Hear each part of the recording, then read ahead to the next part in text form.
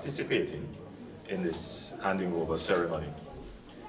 I want to first place this program into context, and maybe the best way to do this is to show this picture, and maybe our deputy mayor could help us to bring the, yes, to take it off easy. Yes, that's fine.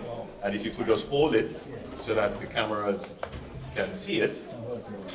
Yeah, Ms. Gibbons, if you could hold on to this end as well. Right. So this is what Nicola was living in before, which we could barely call a shelter. And she lived there with her 4 children. And this is what we have managed to provide for this family.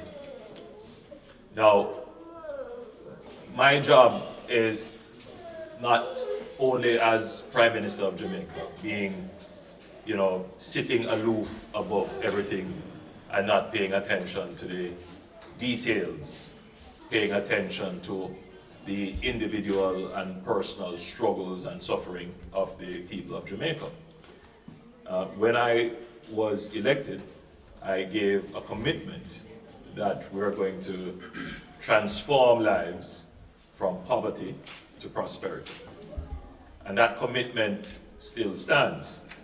It is a commitment that is challenged every day by narratives which would seek to suggest that there is nothing happening.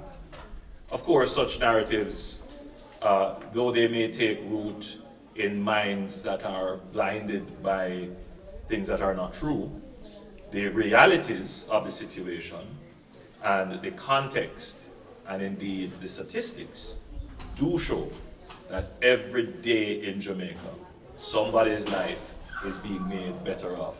But more than that, there are more people being made better off by our policies than those who may be slipping into poverty. And we acknowledge that it is a never-ending struggle to move this country from poverty to prosperity. For Nicole, this is a reality. She has moved from this to this. And what is clear from Mrs. Gibbons' rendition of Nicola's journey is that it was not only the government that participated in transforming Nicola's life. And there is an important lesson to be learned, and that for Jamaica to achieve prosperity, it has to be a partnership. It has to be a partnership between civil society, business, and government. And in all of this, it does not take away that the most important partner, the most important stakeholder in all of this is the individual. It's Nicola. We can help. All of us will come together and try to help. But you must take responsibility as well for your own prosperity. So Nicola has now been empowered. She now has an asset which she didn't have before. Her children will be able to do better. But it does mean that Nicola is a bystander in her development. Nicola has agency. She has free will. She has freedom. And she must use that along with the support from the government and the support from her friends, the private sector, and the civil society to ensure that not just her life, but the lives of her children is improved in a sustained way.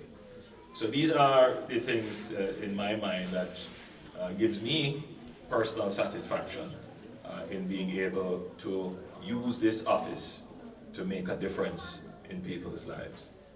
This is a program that I spend some time on because it does show the delivery of public good and public service to the people. And really, it is an index of what matters. Our estimate is that there are about 6,000 households in Jamaica that are living in circumstances like these. We don't have the exact figures, but there is a census going on, and I want to take this opportunity to appeal to Jamaicans to participate in the census. When the census takers come around and they ask you for information, it is not to pry in your personal business, but it is to help the government to understand how we can serve you better. So we have a rough estimate that there are 6,000 households in that circumstance, but we want to know with more precision so we can dedicate more resources. So right now we are making allocations in the budget for programs like these, and we are increasing the allocations. Now, for those who would want to carry a message that somehow nothing is going on and poverty is increasing, this program did not exist before. This is a new program.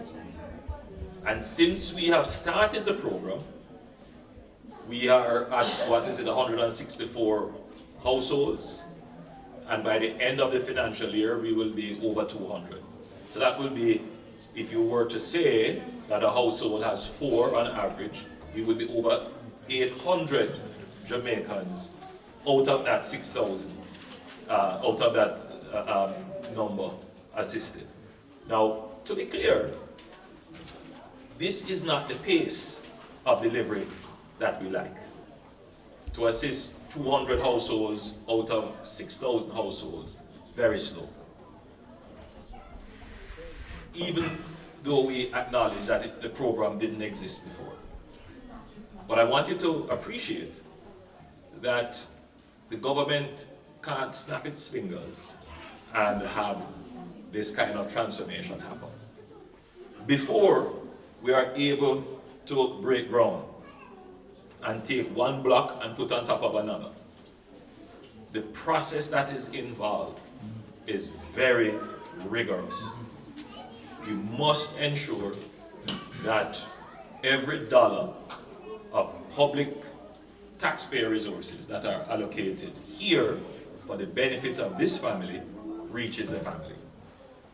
And for that, we have to make sure that, one, where the land is available, we must be certain who owns the land.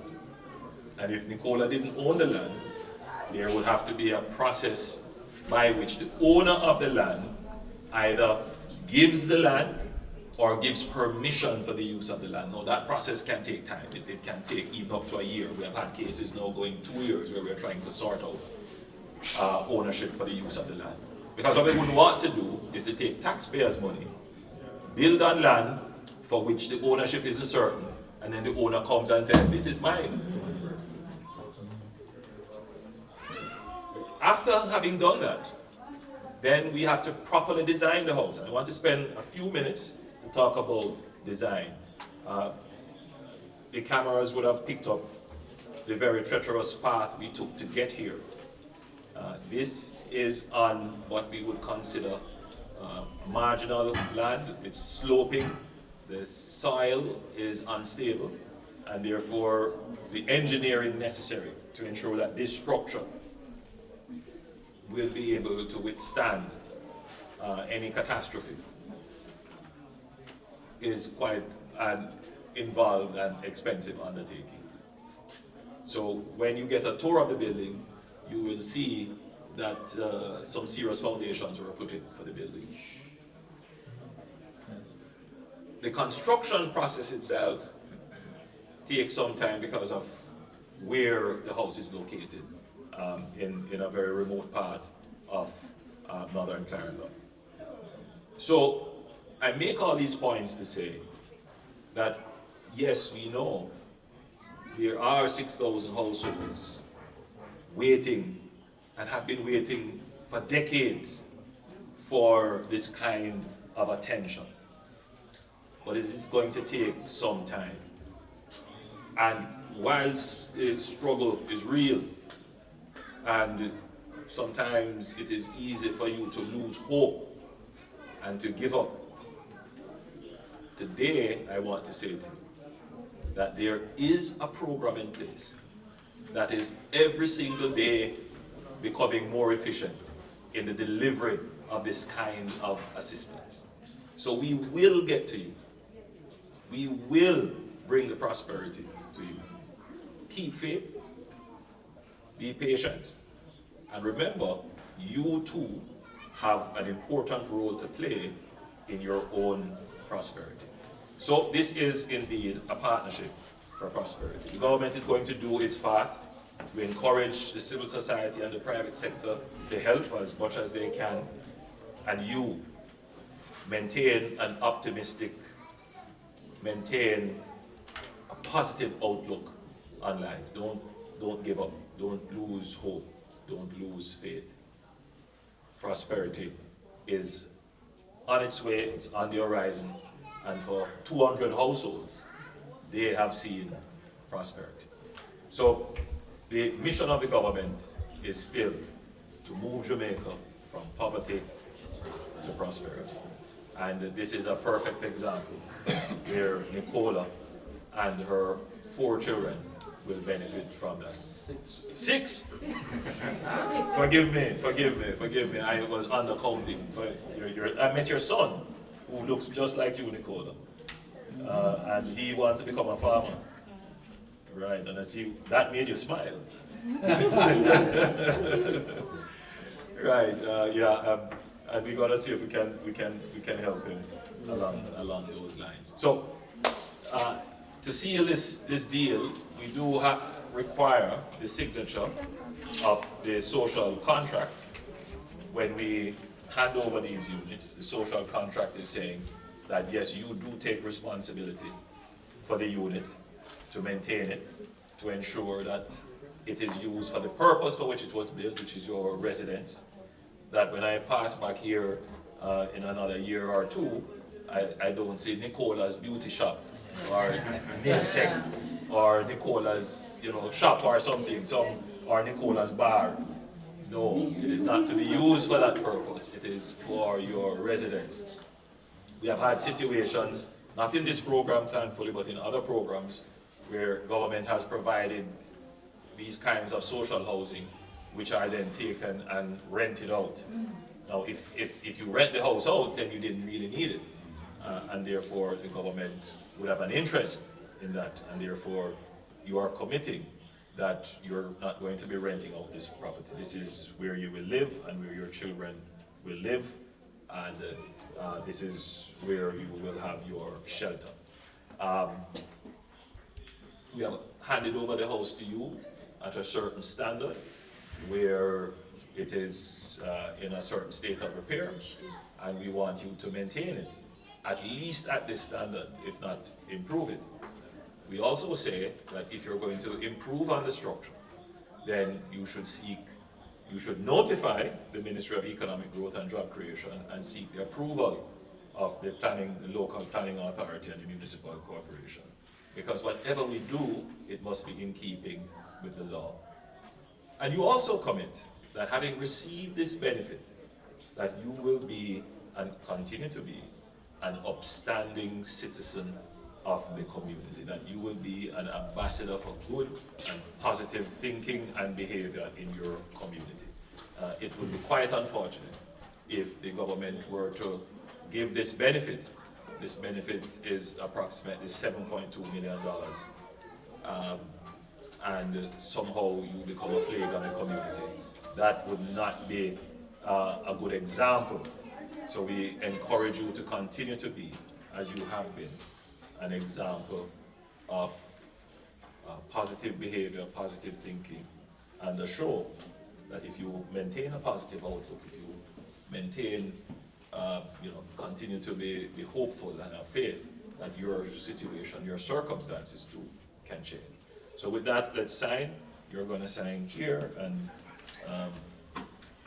your member of parliament will witness. He will sign here, and my permanent secretary will witness and sign here.